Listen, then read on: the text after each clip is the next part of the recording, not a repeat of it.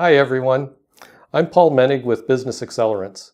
Each session I try to bring you insights from small business owners, medium business owners, and business people in general as they deal with the 7 forces and the 8 values of business.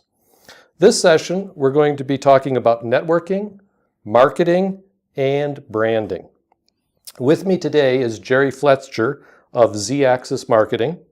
He has several fun titles that I've learned over the years, such as Brand Poobah, CRM Magician, and Networking Ninja. So welcome, Jerry. Thank you. So a lot of people like to talk about the past in marketing and then, get into the thing. And I like to kind of put the past in the past. And let's focus on today and how things are going to be in the future. Okay. And let me give you a hypothetical kind of company that we might be dealing with. We're talking about a client that owns a B2B company, and they're producing widgets for some sort of transportation business. Okay. The owner's in his mid to late 50s, and of course, like many people, wants to retire in less than 10 years.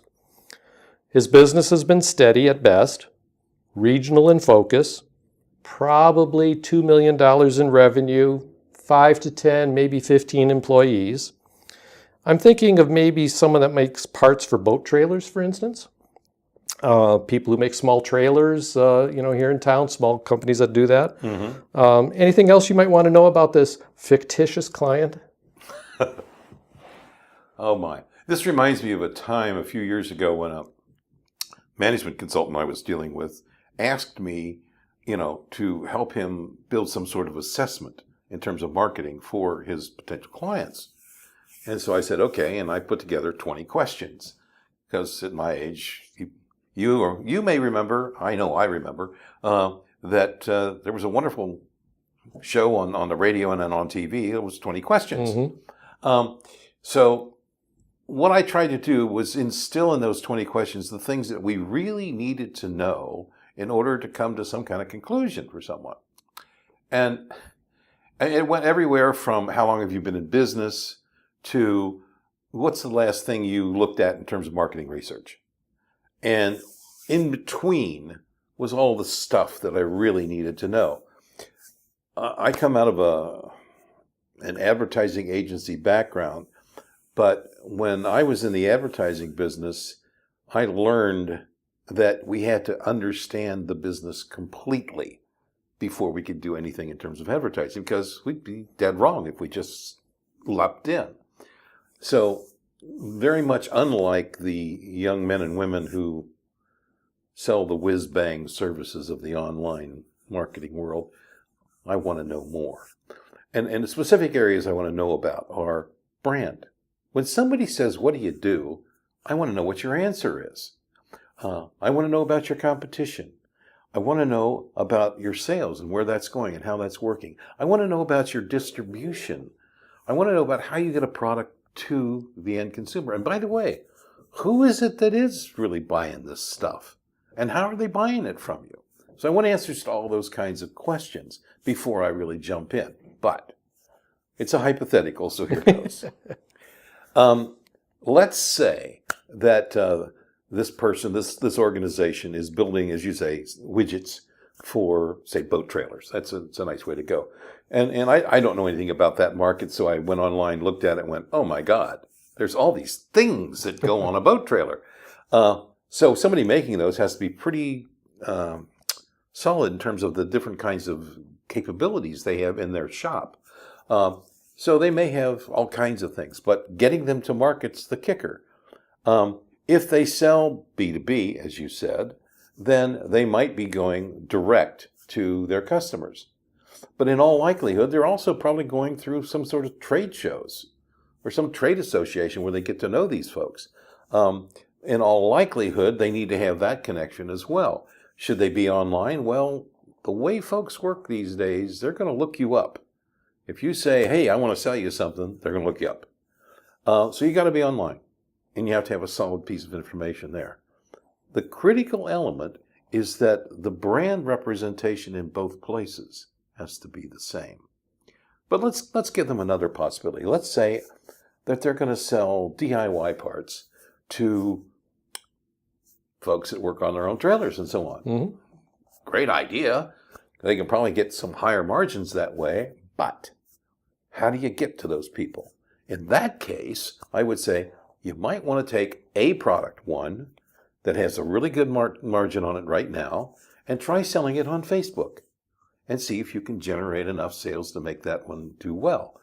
But given what I saw in terms of all the different kinds of products that you can put on a trailer, and I don't know what these folks make, they're going to have to work pretty hard to figure it out in terms of which one of those products would be.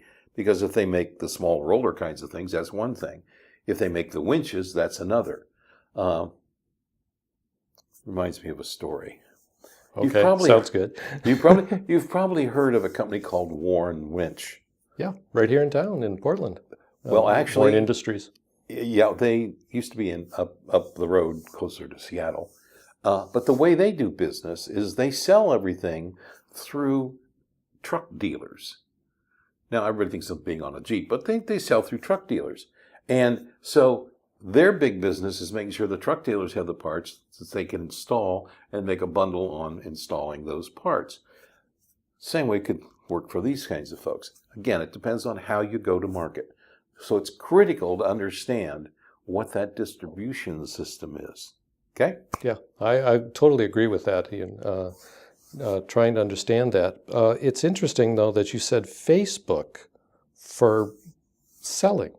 I think of Facebook as providing information and the cute cat videos and things like that.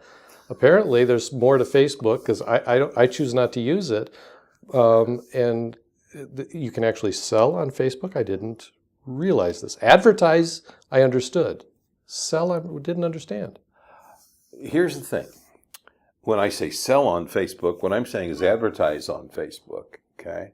They have possibly the best ability to allow you to select for your audience of anything online today. Yes. Including Google. Okay. Yes. So it allows you to pick the right people. Now, can you sell literally at that point? You can put ads up there, which will sell if they're getting good. Get them to click on that and go somewhere else. Amazon, if it might be. It might take you to Amazon. It might take you to the website. It might take you to a landing page. It might take you to all kinds of places. The best way that I've seen on Facebook is when it takes you to a landing page. Yeah. And begins that relationship. Okay. So B2B is very different than retail and B2C kinds of things. Yet you just said, social media, the guy who's your do-it-yourselfer, he's going to be online. Some purchaser at a larger company, Tracker Boats maybe for Bass Pro might be online. Oh, yeah, sure. Doing something else, and he's going to be selected to get that ad from Facebook. But I'm still seeing people using postcards in the mail to me, sending letters in the mail. What avenues would you consider besides Facebook and a web page for this individual? Don't give away the secret. Okay.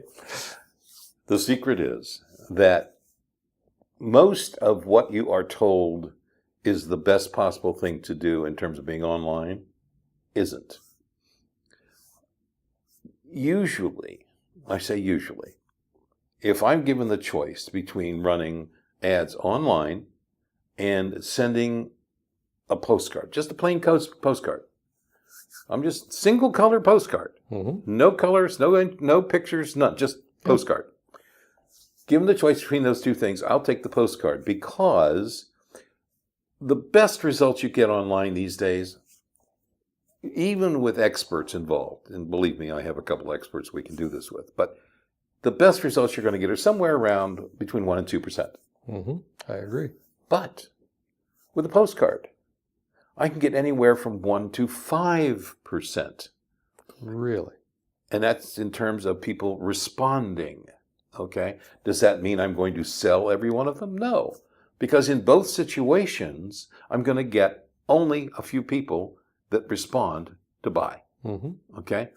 Now, if I take the percentages and I can get between 1% and 5% of the mailing to respond, and I can get 1 out of 5 of those to buy, I'm in good shape. Now, all I have to do is say to you, okay, but we only get 2 of the folks around online. I have to get one of those to get the same results as I got elsewhere. The better ROI generally is coming from the old, what people would call traditional approach. Direct marketing still works. Crazily enough, catalogs still work. Oh, our house gets more catalogs. Thanks. Not from me. A few of them are from me, like maybe Cabela's and Bass Pro and things. But my wife gets about 5 a day. The interesting thing is that puts you in a certain demographic. Yeah, one that has money. Well, no, one that has money, but also one that is of an age, we'll say. Ah, of course. Because the demographics are significant, okay? There's some really crazy kinds of things that go on in terms of who's online, who's not, okay? Over 60% of the population, okay, particularly in the millennials, are online all the time, okay? What's really crazy is that about 85% of them will watch videos. 85. If they're on, they're going to watch videos. Wow, okay? But then even more importantly, of those, what would you guess the amount of men versus women are watching videos? I would have expected it to be about even, but I know you're going to tell me a little bit heavier on the men. Yeah, about 40% heavier on the men, which I'm the same way. I would say, well, yeah, it's probably the women. Well, I think that's sort of a male chauvinist thing going on there. But the truth is that's what's going on. So if you want to reach men and you want to do it in a way that's comfortable for them, particularly millennial men, then video is a great way to do it.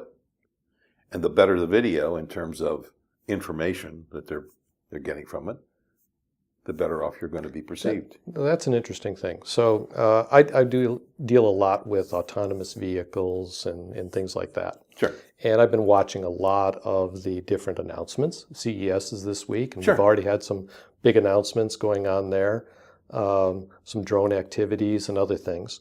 And yet, 99% of the auto ads on TV are all about the thrill of driving, male or female, both, or the happiness with receiving a new car that they got.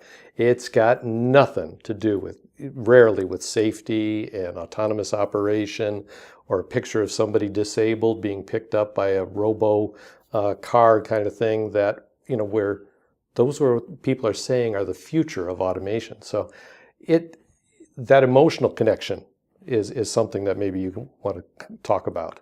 Well, if I have a choice between trying to sell you something via logic or emotion, I'm going to opt for emotion. Because the way the human animal is built is that we respond to things emotionally well before we even begin to think about responding to them logically. We use logic to rationalize the decisions that we've made emotionally. And it's just because of the way we're built. It's one of those things that's so powerful that most people are uncomfortable with that idea, but it's true. Yeah. I looked up in your website and you have this term, which I love creating acronyms and terms, and they help with branding, of course. Of course. And so you came up with the term auto magic that you used on there for the little guy in particular. Who's the little guy and what's auto magic? Well, let's start with the little guy. In the world today, there are, Fortune, 500 companies and 1,000 companies and so on. And then there's this huge range that falls below that is sort of the mid-level sort of companies. And they could have sales up to, several $100 million, okay? And then there's the little guy. It's the one that doesn't have more than $10, $20 million in sales maximum, right? Okay. All the way down to a couple 100,000.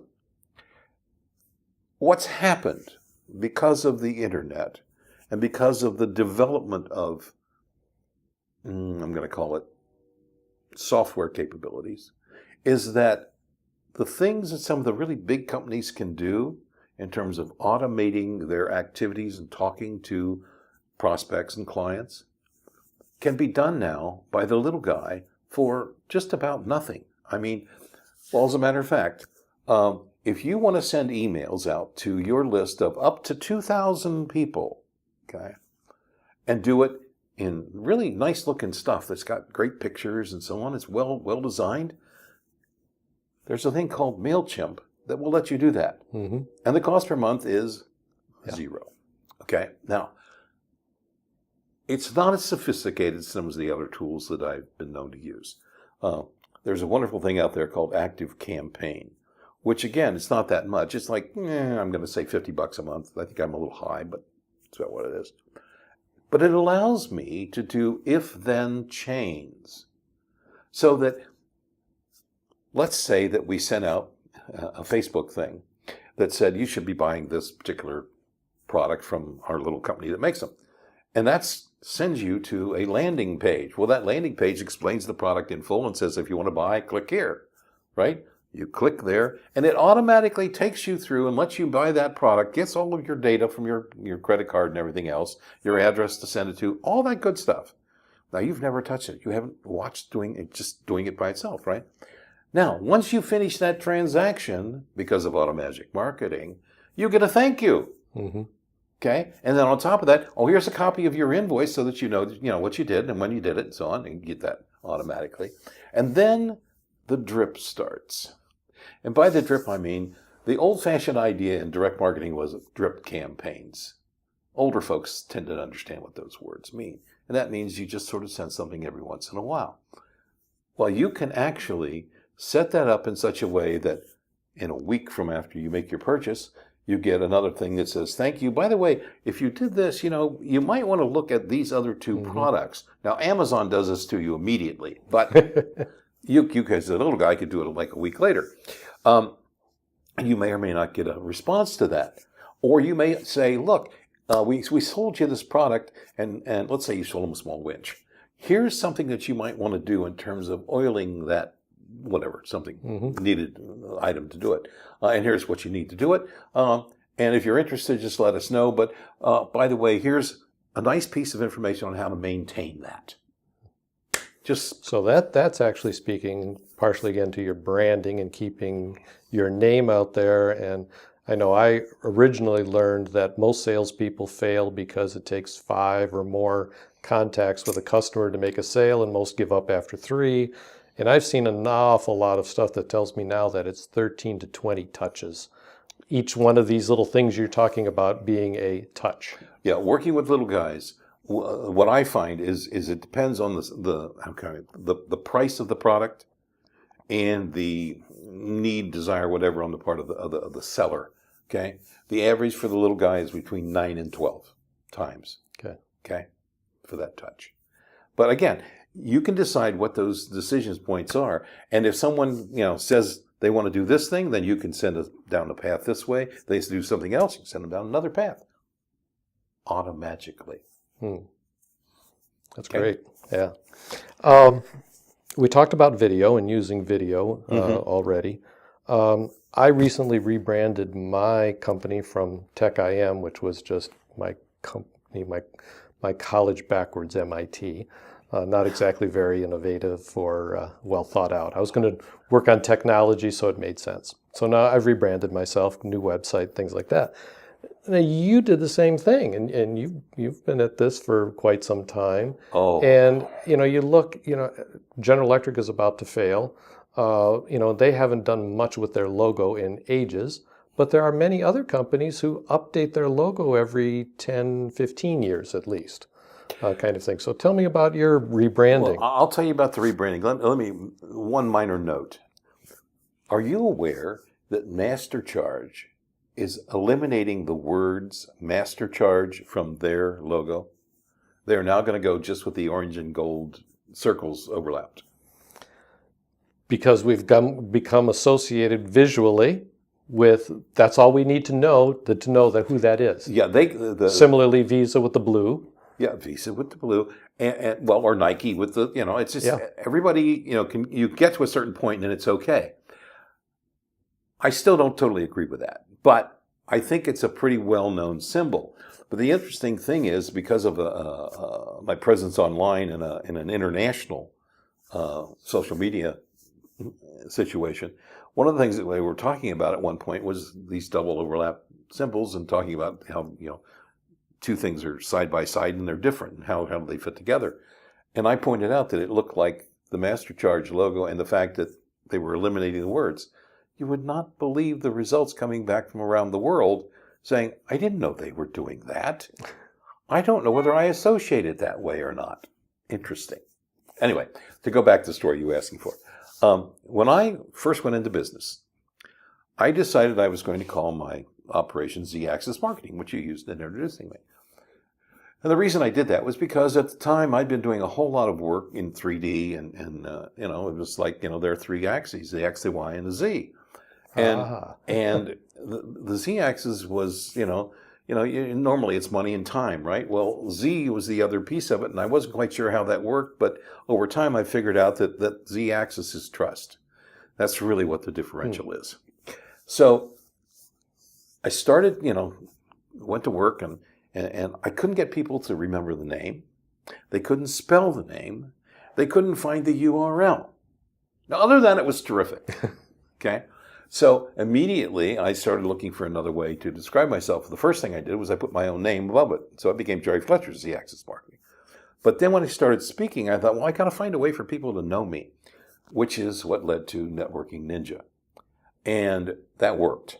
And people identified me that way. And in fact, I think I ran into you once on the chicken circuit, and you actually asked me if I was the Networking Ninja. And I went, yes, I am, surely. In any case, so that brought me to about, I'm going to say 2 years ago. And I've been speaking, of course, since 1993 professionally, internationally on 3 continents at this point. And if anyone's got somebody that wants me to come to Australia, I'm ready. All right. But anyway, as a matter of fact, we have common friends that may have me do that. Yes. In any case, so a couple of years ago, I started noticing in the Q&A parts of presentations that I was doing, I was getting an awful lot of questions about brand. And I was getting a whole lot of questions from the folks that I work with, my clients, about brand. And I didn't think much about it, except I started shifting things to make sure I talked more about it and tried to answer questions before they were asked. And then a friend of mine, a fellow by the name of Bill Connerly, he's an economist, he's another speaker, and he and I were having coffee one day, and he said, let me show you something that I found. And I said, what's that? And he showed me the results that he was getting by comparing a couple of things on Google Trends. I went, oh, so tell me more about that, Bill. How's it work? He told me. I went, fine. I immediately went back to my office, and I started looking at a couple of phrases. Well, networking, unfortunately, has multiple meanings. So you have to call it social networking. Okay? Brand doesn't have a whole lot of meanings, but the interesting thing is there's 2 ways people talk about it. One is brand, the other is branding. Okay? Interestingly enough, brand, the noun, compared to social networking, well, let me put it this way. The curves are pretty straightforward for the last couple of years. Networking is going down. So this is similar when I look up a word, sometimes just to check its spelling, Google comes up with a chart that shows me when that word first started getting used, how it's trending, right? And I'm guessing that's partially what you're talking about? Google Trends. The ability in Google Trends to look at data has gotten better and better and better over the last, couple of years. But at least over the last couple of months, what I've noticed is they keep adding the ability so that all of a sudden before you can only look up 1. Now you can compare 2. And the last time I looked, you can compare 4. And this is a free service still free from Google? Free service. Just go on and look them up. And you can see what the trends are, okay? You have to be careful about how you look at them because everything is related to whichever one is doing best. So if something is hitting 100%, everything else is well below it. So you have to find something that allows you to see what the differential is between the 2. And what I discovered was pretty simple. Brand is much more of interest to people these days than networking. And in part, that's because they believe that they can do more with brand because they're online, they're not in person. Bad idea, but there it is. Okay. Okay. So I decided I was going to change my overall position and brand to Brand Poobah. And so it's now Jerry Fletcher, Brand Poobah. I have to say about one test of this, because I don't do anything without testing it, right? So here I am at a national conference of management consultants. They made the mistake of handing me an open mic and asked me to introduce myself. I said, I'm Jerry Fletcher, the Brand Poobah. And I stopped, right? Well, you know how in most conferences there's a little titter going through the room all the time? Dead silence. I had every ear in the room, right? And then the fellow who was leading the discussion said, what do you do? And so I responded, you know how people keep telling you that you need to have a brand, but nobody tells you how to do it? You know, and he's going, yeah. What I do is I help independent professionals craft a unique, trust-based brand that builds their business, a career, and a life of joy. And I went on to explain that I'd, done this for a number of folks and gotten good results. Like one consultant that I worked with had got they tripled his revenues in the year after we started, and a couple other examples like that.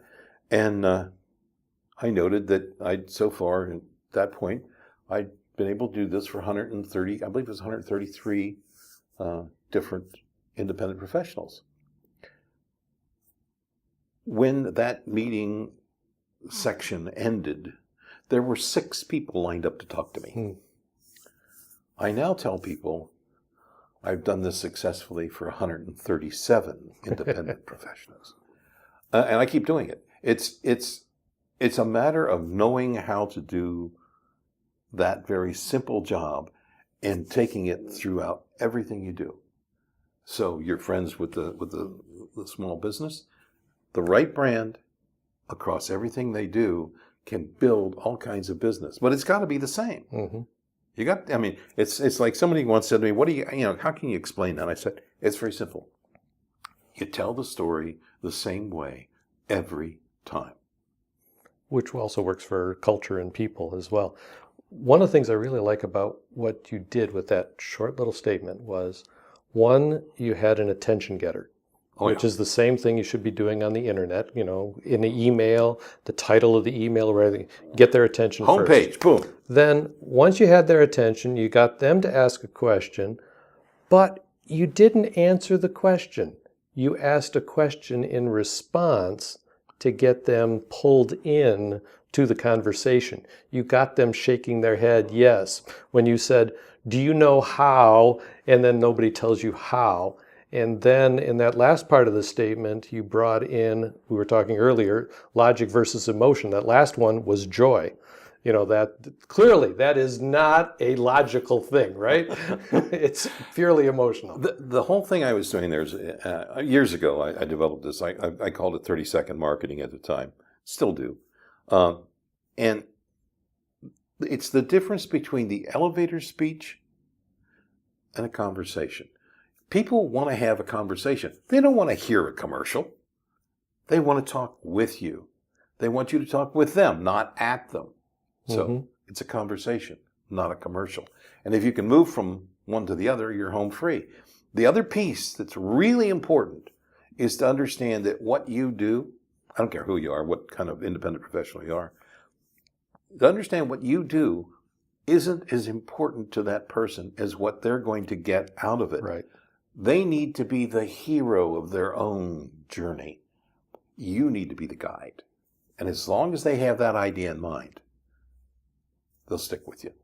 Manufacturing, transportation, and technology are kind of 3 industries that I came out of and understand and work with. They're more logical than emotional, I must admit, to a large extent. But as it relates to your area of expertise, a company between $1 and $10 million in revenues, what issues or challenges do you see for manufacturing, technology, and transportation companies? multiple problems, but the key one is understanding that you need to market in a way that is comfortable for the customer, not for you. And that may be difficult for a lot of people. I was lecturing once at a university in California, which we won't name, but if you like that kind of football, the Cardinals are a lot of fun. Anyway, just before I was going to go on, the professor said to me, would you mind defining marketing for the students before you start? It's like, it's the old, see if we can put one in his ear. Okay. I said, certainly, no problem. So I was at the podium, and I took my notes, I tore them in half, and I dropped them in the can next to the podium. I walked around. I shut off the projector. Leaned back against the podium. I said, okay, you can start taking notes now. 1, marketing is go where the money is. 2, sell what they want to buy. 3, do it again. And I lectured for an hour and a half on those 3 items. And it's the same thing that you do when you look into the future. Where's the money? If you have a product or service, I don't care which one of those it's in, where's the money? Who's going to buy it? How often are they going to buy it? Are they going to need upgrades? Are they going to stay with you? Is it a subscription? What kind of product is it? How's it work? Okay, where's the money? Define that in terms of how it works, who the people are that are going to use it, and it's people that use it. It's not companies, it's people. Once you know that, you can find a way to get to them, okay? Now, the next question, which is, or not question, it's situation, is sell what they want to buy. Most companies make one mistake in terms of marketing. They have the idea that what they have is the greatest thing since sliced bread and that everybody in the world is going to want it. Wrong. Who wants it? If you have something and it's a good idea, there'll be some people that want it. But are there enough to keep you in business? I sense a challenge for that $1 to $10 million company because, and 55-year-old person that I was talking about and stuff, because they're no longer innovating. They're no longer asking that question, where's the money tomorrow? What do people want to buy tomorrow? And they think they're going to continue buying what they've been making, and they've got all that capital-intensive manufacturing in place. I once worked with a printer who thought that he had a problem in his sales department because there was one salesman that he didn't see that out on the street all the time. He was at his desk a lot. He was on the phone a lot. So he said to me, I'm not sure about this guy, but, what do you think? I said, first, let's just take a look at sales overall. I want to look at the whole company. Okay, fine. And I did. And I did an analysis of the sales. And what I found was the guy that wasn't out on the street, who was at his desk, who was making phone calls, who very seldom went out, but when he did, had a fairly large expense account item, had over 65% of the sales for the company. So what we think and what's real are two different things. So you need to get real first. If they have products that are selling very, very well, there's a reason. Mm-hmm. Okay? If they have products that aren't selling very well, there's a reason. So first, look at what you got, and then go talk to people. I mean, and as crazy as this sounds, let's say you've got a product that's not selling well, and you go talk to the people who last bought it and say, why did you buy that? And they'll give you their reasons why. Their reason for buying the product may be not the reason that you decided to build it. This happens so frequently that there's a major corporation in this town that I know lost somewhere in the neighborhood of $100 million because they didn't think they were making products for the company or the people that wanted to buy them. Yeah. Well, that's also, we talked about rebranding, repositioning. That's why there's no longer an auto company. It's now a transportation company that they're doing, and right. Things like that. And cell phones are not telephone companies anymore. They are connectivity companies and things. The last question I wanted to ask is probably going to be too big an answer. Okay. But I struggle, especially today, with sales or marketing. When I've got something like an Amazon web page and I put something up there, am I marketing? I think of sales as, actually buying, not sales, but I'm not sure I need a quote unquote salesman so much anymore as I need marketing. How do you, just a couple words, how do you see the differences? And we'll have a lecture at a California university with the Cardinals in the future. Okay, well, in simple terms, sales is one-to-one, marketing is one-to-many. Okay? How is that different? Well, one-to-one, either you're going to get a sale or you're not. Okay? If you deal with a situation one-on-one, then it's sales. I don't care whether it's on Amazon or something else. Okay? But getting someone to Amazon to look at your product versus somebody else's is marketing. Once they're there and they're looking at the product. So getting them to click on the buy and getting them to go to their cart and not abandon the cart is still sales. Right. Okay. Interesting. Marketing is getting them to Amazon. Okay. Sales is everything else. And the other piece of it is, in the world today, the way things are going, it's not a matter of sales or marketing. Customer service is becoming extremely more important. And in fact, you can call it marketing or sales, either one, because it happens generally after the sale. And what it does is it maintains your presence, your brand with those folks, but it also maintains the sale and gets potentially more sales. So is it sales and marketing or both? My view is all of it's brand. I like that. I like that. So Jerry, people will, I'm sure, if once we market this correctly and get it out there, they're going to want to buy so that you can make a sale in some fashion. So how can people contact you to learn more, consider engaging you to help them with their sales and marketing, or speak to them? Easiest way is just Google Jerry Fletcher, okay? I have nothing to do with that movie that Mel Gibson was in, okay? But there's a whole lot of other things that will come up. There'll be LinkedIn, there'll be multiple websites. All you got to do is go to one of the websites and email me from that. You'll find my phone number in a lot of places, including LinkedIn. Just call. All right. That's simple. Okay. Thanks, Jerry. It's been a pleasure having you. Hope all of you enjoyed this, and please contact Jerry if you'd like to find out more and do a better job with your branding, your sales, your marketing. He is the Brand Poobah. Thank you, Paul.